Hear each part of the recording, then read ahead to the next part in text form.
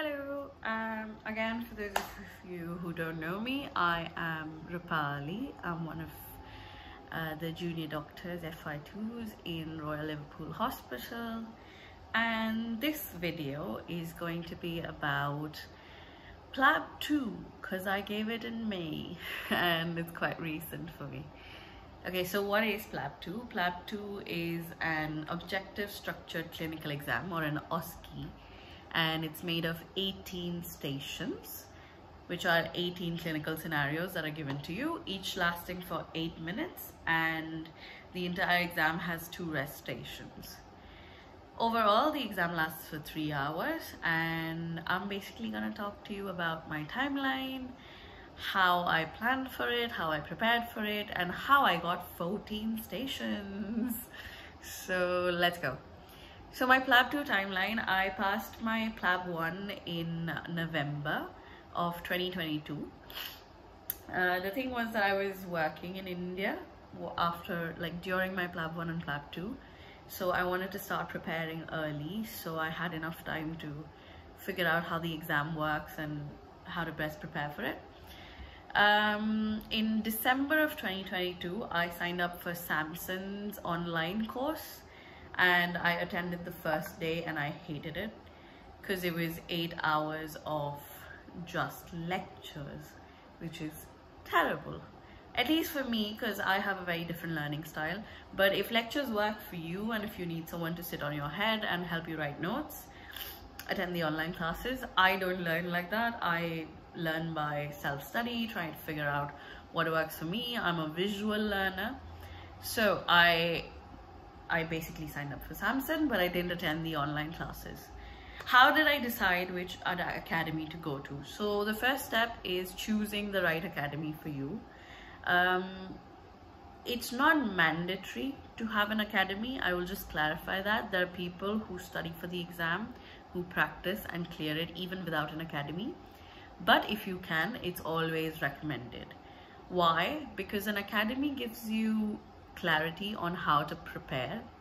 They sort of orient you as to what the exam is going to be like, and the mocks are the most important part. These are like practice tests. So having an academy gives you the advantage of meeting people to practice with as well. So I've made a guide for comparing different academies, which is the most recent guide you'll find. I have looked at some of the major academies right now. So that's Samson, Aspire, Moshobi, Swami, and Common Stations. Some of the things that I did look into was the location, if they gave face-to-face or online classes, if they provided notes, how are the mannequins, how are the SimMans, how are the mocks.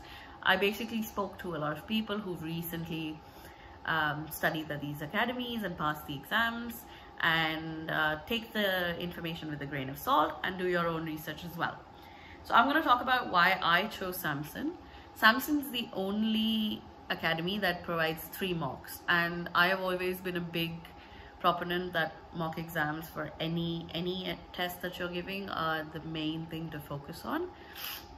So that's why I went with Samson, but you can choose your academy depending on your preferences. The link for the guide for comparing academies is in the doobly-doo below. Okay, so that's the academies. How do you start preparing after that? What is the approach?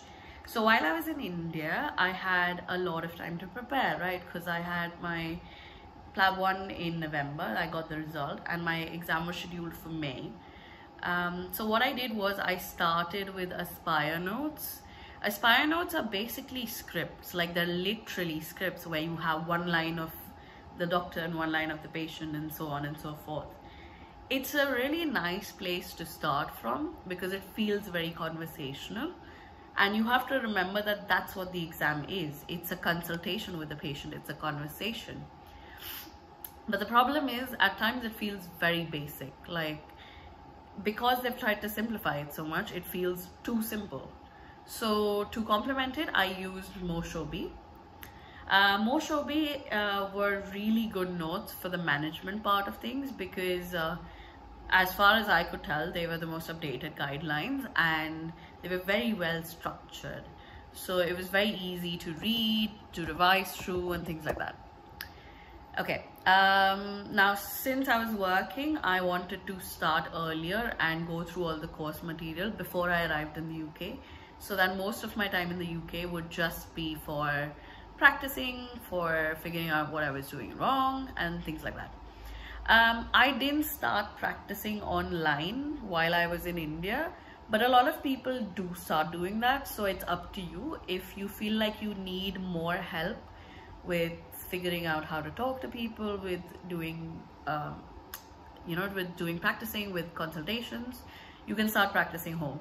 I would highly recommend that, especially if you've not been practicing for a while, because you sort of forget how to talk to people, which is a weird thing, but you do. So you can start practicing earlier. The most important thing I would like to highlight here is that this is not an exam of memorization. Don't memorize the notes. The notes are there to guide you about what a station is supposed to be like. It is not a hardwired way of passing the station. The main things that you do need to remember from the notes are the red flags. I will go on and explain more of that later. So what did I do after I moved to the UK? Once I arrived to the UK, I basically had a group of people I found, and I switched my strategy. So Aspire Notes were now not the best resource. Now I switched to computerized Noanica, which are basically Samson's classes notes, because they were a lot shorter. It was much more concise, because now I didn't need to know how to have a conversation. Now I just needed to know, am I hitting all the points in the station? Am I hitting all the red flags? Now the red flags in any station are things you cannot miss, like by any chance. So for instance, if you have a patient coming in with a headache, you have to rule out meningitis. You have to rule out GCA, especially if they're elderly. So things like that. So these are important differentials that if you don't rule out, you're not a safe doctor. So that's something that you need to focus on while you're practicing.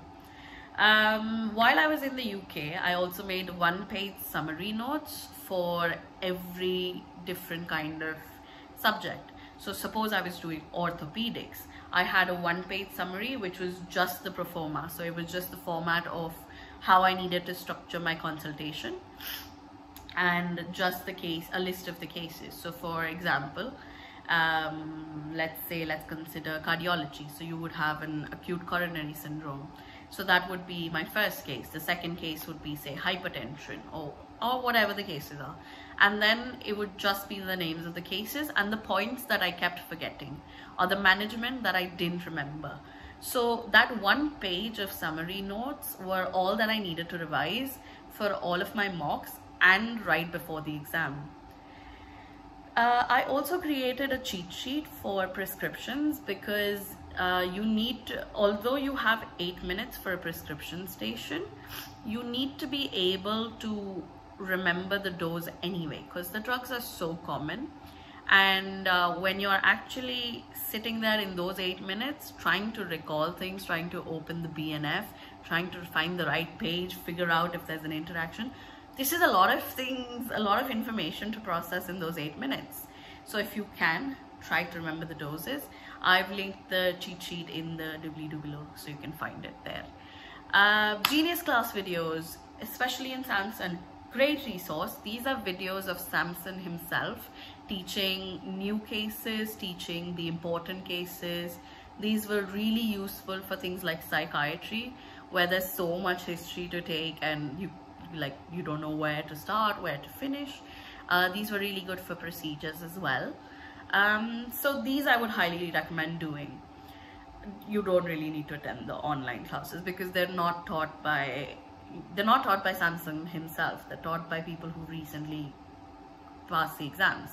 So it's basically like me teaching you the same thing that I did during my mocks. So it's not as efficient, not as effective. I would recommend doing Genius classes instead. Okay, yeah. So all my PLAB 2 resources are down here. I have also made like a checklist or a blueprint thing which you can refer to. I made this list for my exam as well. It's basically every time you go through a section, every time you're done revising, put a check mark, put a cross, do something, so you can keep track of how many revisions you've had. Basically the key to being good at any exam is being organized. So I've done that bit for you. I've also put in dermatology images from Samson's classes that you need to be able to recognize in your stations. So that is really helpful right before the exam as well. And I've put in my notes for SimMan, which is basically just the summary sheet of all the SimMan stations.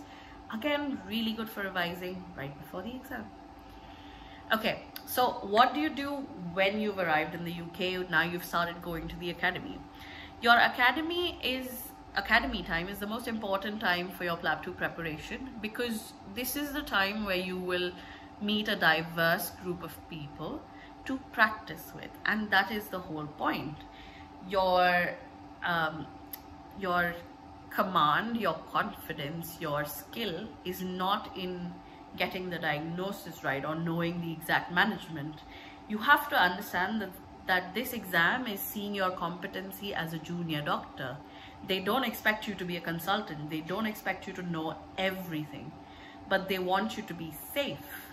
And the way you can do that is by practicing with different people and by getting the communication bit right. Because 1/3 of your marks are IPS. So if you've got that bit sorted, then the rest of it goes much easier. So what I would recommend is find a group that you practice with every day. That can be people from your country or people from similar backgrounds. You can share notes, study together, but practice stations also with random people in the classes from different countries, from different backgrounds. And another important point is make sure that your practices are timed. Give yourself 6 to 8 minutes, because what happens is even during the exam, you do take time to think. You take time to formulate your diagnosis. You take time to recall, oh, okay, I've made the diagnosis. Now what's the line of management? What would I like to do? There is time that the patient takes to chit chat. So try to give yourself 6 to 8 minutes and not more, because then you won't be able to finish the station and you won't get any of the management marks because you never reached management. So try to structure it like that, and you'll be able to pace yourself better. There is an app that people use. It's called the PLAB 2 app, which is the test simulator. It basically has the same timer and the voice that you have in the exam. So it's great for simulating the exam. Okay, coming to SimMan stations. SimMan stations are very important, and it's very scary for us because for a lot of us, this was the first time we've ever seen a SimMan. It was the first time I've ever seen a SimMan. And although theoretically you would think that you know what to do. I worked in the emergency department. It should be very easy for me to do SimMan, but it wasn't, because we don't communicate when we're in the hospitals back home the way they communicate here. Even for basic things like airway, breathing, circulation, you do all the things in your head, you just don't say it out loud. And it's very hard to transition from saying it in your head to actually doing it in like person. Even things like putting in IV lines, a lot of the times that we've come from hospitals where the nurses do it, or the support staff does it, or the interns do it. So practice SimMan well, but don't spend all your time doing SimMan. Remember, SimMan is only one station out of 16. So even if you're not amazing at it, it's all right, because you have 15 other stations that you can do well in.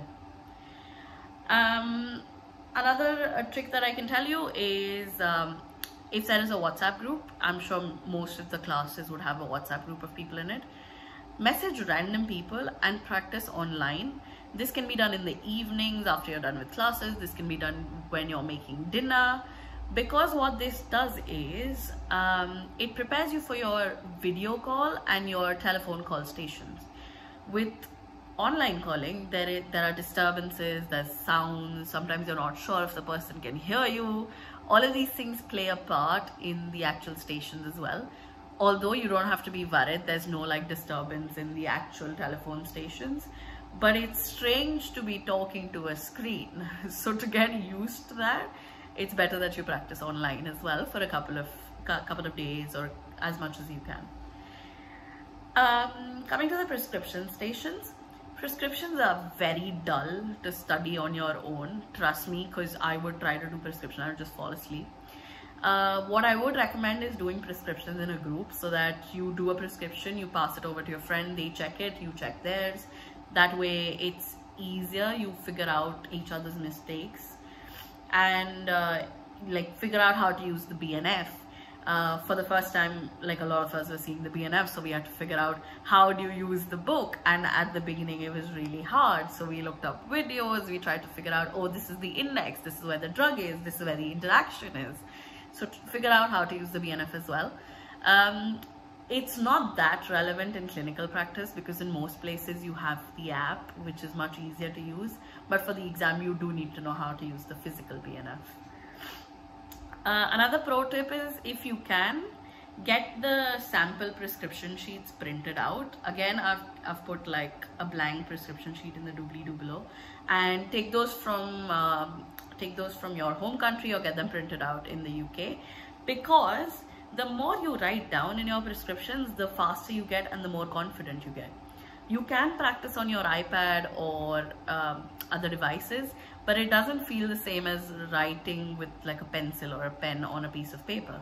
So try doing that. And with prescriptions, you can't erase things, so you have to figure out how to cancel things out, how to actually start getting comfortable with writing with pen and paper if you haven't done that in a while. Coming to the procedures, practice the procedures as much as you can, but bare minimum of twice. Schedule your last practice in the week before the exam, so that it's fresh right before you go to the exam. Procedures are a thing that all of us have done, but the steps are slightly different here. And even with procedures, have someone observing you so they can notice what are the things you're doing wrong, or you can record yourself doing it. Either way works.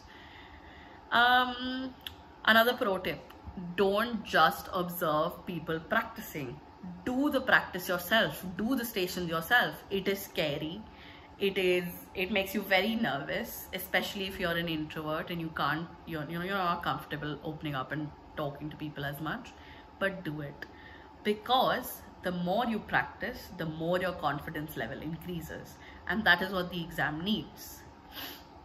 Another pro tip is connect with the people who've recently given the exams. They can tell you about what the academy is like, what GMC, the exam center, is like, what to prepare for, how to dress, how to prepare yourself better, what are some of the odd things that have been coming. So basically talk to people who've recently given the exams as well. Best and most important advice I can give you, take breaks. Go out, see Manchester. Most of your IPS score comes from being able to talk to people. So if you actually go and talk to people in Manchester, you will realize that people have a very different way of addressing each other here. They have a very different way of chit-chatting. All of that are IPS things. So go out, go to the library, go to gardens, go to parks, go to cafes, talk to people, and have as much fun as you can. You can't pass the exam without it. Coming to mocks, this according to me is the most important part of your exam, because this is very close to your exam, that you're actually sitting in the exam setting and trying to figure out what you're doing well and what you're doing terribly. So with every mock, my advice would be to take it seriously. I took them very seriously. I would dress the way I'm going to dress on exam day. I would prepare myself the same way as if I'm actually going and giving the exam. A lot of people do take it casually. They'll show up in casuals and they still pass. So it's not a hard and fast rule, but I would recommend taking it seriously because it puts you in the headspace that you need to be. And because you've done it, say 2 or 3 times before the actual exam, you'll be less nervous going into the exam. So pro tips for the mocks: analyze your results. figure out which stations you're terrible at. Basically, most of the academies will give you some sort of feedback. Samsung's feedback during my mocks wasn't great because they just gave us scores and very minimal feedback. Things like smile more or like very random feedback, which wasn't very like significant. So things like that, but do take on whatever feedback that you do get as constructive criticism. A lot of the times in the mocks, since the people taking the mocks are people who have recently given the exams, they will not make it easy for you, and it's not supposed to be easy. Sometimes they'll not give you a proper history, sometimes they'll be bored, sometimes they'll be tired because they've taken like 3 mocks in the day, and that's fine. That will happen. That may or may not happen during your actual exam as well, because you have to understand it's one actor sitting through X number of people doing the same station over and over again. So even they might be bored. So it's fine. It's not like the people doing the exams are just doing it to mess with you. They're doing it in some ways to make you better. So try to find the silver lining. Try to take whatever you can from the mocks as constructive criticism. And it will also teach you how to be flexible, because your actual exam can be very different from how you think the exam is going to go. For example, in my exam, I had 3 procedures or 3 examinations, and 2 of them came as teaching stations. So you have to be prepared for curveballs, and the only way to be prepared for curveballs is to be prepared for the exam thoroughly. Okay. Coming to the test centers and how it basically works. So GMC conducts the exams in 2 batches. One is in the morning, one is in the afternoon, and at 2 centers, Hardman Square and Hardman Street. Hardman Square is the older center, and it's not as expensive from what I've heard. So that means you don't have to run around between stations. And previously what the trends were that at Hardman Square you would have less video and telephone calls, whereas at Hardman Street, since it's a very new, very swanky station, you're surrounded by like glass and windows, so you can see what's going around you, and the stations are very quite far apart, so there's a bit of walking that you need to do. And they also have more telephone and video conferencing stations. But during the time of our mocks, GMC was changing the way they do the exams. So a lot of the times at both the stations, it would be the same number of telephone or video stations, or the exact same exam at both the centers.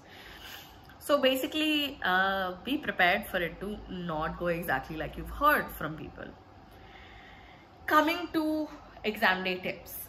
Get a good night's sleep. You're done. The day before the exam, relax, go out, have a good meal, iron your clothes, keep your passport ready, take a printout or have it on your phone, the email for the exam, because they might need to cross-check it for the exam itself. Reach early. Sometimes you might not be able to find the entrance. When I reached Hardman Street, I reached at the entrance, but then I went in and they told me it's at a different entrance that I need to enter for. Basically, go early and figure out where to get in from. Have a good breakfast. What I did was I sat across Hardman Street at a cafe and I treated myself to some really nice breakfast. Make sure it's not too heavy because you don't want to fall asleep, but make sure it's it's good enough so that you can get through the waiting time, because especially because I was in the afternoon session, I had quite a bit of waiting time to do. So yeah, have a good breakfast. I also ended up making really good friends at my exam who I'm still in touch with, and we were just sitting and waiting and chit-chatting, and it was really nice because you all suffered through this whole debacle of studying for the exam and trying to prepare for it, and it's a scary exam. So chit-chat if that helps your nerves. Stay calm. It's just an exam. It's not the end of the world. It's a normal day in a clinic, or it's a normal day at your hospital, so it's fine. After the station ends, sometimes the station may go terribly, My SimMan station went horribly because mine was opioid overdose, and until you get to D, you can't really figure out what is happening with the SimMan. So I thought there was something wrong with my SimMan, and like it was just a mess. So some stations go poorly, some stations go really well. Whatever happened in that station, leave it behind. It doesn't matter. Your marks are not determined by one station, but if you let your performance in one station affect the rest of the exam, then you will definitely not do well. So once you're done with the station, forget about it. Use your rest station well. Have cookies, drink water, relax, go to the washroom if you need to, but I would recommend going to the washroom before the exam because you can only visit the loo during your break. The cookies at GMC were terrible. The cookies at Samson were much better. And enjoy it. You're almost done. You've gotten through it. No more classes, no more practicing. Hopefully you're gonna pass through the exam with like flying colors. So yeah, enjoy it. And whatever you have planned ahead, which could be a clinical attachment, which could be traveling around the city, around the country, or going back home, you're going to be fine. Try not to think about the exam and the results. Enjoy the time that you do have. Some of the FAQs that I got before as well. A lot of people say that they have less time to prepare for PLAB 2. They cannot come to the UK earlier. That's fine. You just need to streamline your learning accordingly. Stick to one source of preparation. You can basically find all the Academies notes online and then choose whatever you prefer. Practice as much as you can. Try doing it online even if you can't do it face to face. Watch a lot of YouTube videos for procedures, for SimMan. There is a plethora of OSCE stations online. I'll put some resources down in the thingy as well. And whatever time you do get in the UK, do that for SimMan because it's hard to practice SimMan when you're back home. So when you're actually there, try to practice SimMan and do your prescriptions at least once so you can basically figure out how to get through them. And for prescriptions, you don't need to be in the UK. So you can do all of it at home, but the time that you do have in the UK, use it well. If you can only attend online classes, that's fine as well. I know people who couldn't come to the UK because of family issues or time constraints, or they weren't getting leave from work. So no matter what happens, and the three of us who practiced together, we all passed with 14 stations. So it doesn't matter. You have to just utilize the resources that you do have well. So try doing online classes, try practicing online.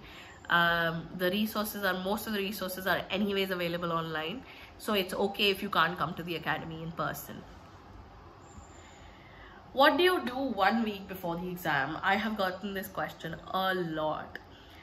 Most important thing to do is go through the mistakes of your mocks and the feedback, because those are the things that you're getting wrong over and over and over again, and you don't want to do that in your exam. Go through the last minute resources that I've made, so the prescription drugs cheat sheet, dermatology images, and anything else that you keep forgetting during your practice sessions. This could be like the referral clinics, the conditions that have calling cards or emergency bands and things like that. So these are like last minute things to revise before you go in. Perform all the procedures and examinations at least once before going for the exam. Practice all the SimMans at least once before going to the exam. Connect with people who've recently given the exam and relax. You're almost done. Yeah, so that's it. That's my guide to acing your PLAB 2s. And the most important thing I want to reiterate is it's a very doable exam. It's only an exam that sees how you communicate, how open or how comfortable you can make a person feel with when you're being a doctor. And trust yourself, have confidence. You've graduated, you've done MBBS, you probably have a year or more of clinical experience. So you know your shit, and that's all you need to know. It's not going to be something that's too high funda, that's too difficult, things that you've never heard of. Some things might be different, the referral guidelines, the managements, some conditions that are more common in the UK, but that's fine. All of that you can prepare for. So it's a doable exam and you're going to ace it. Bye.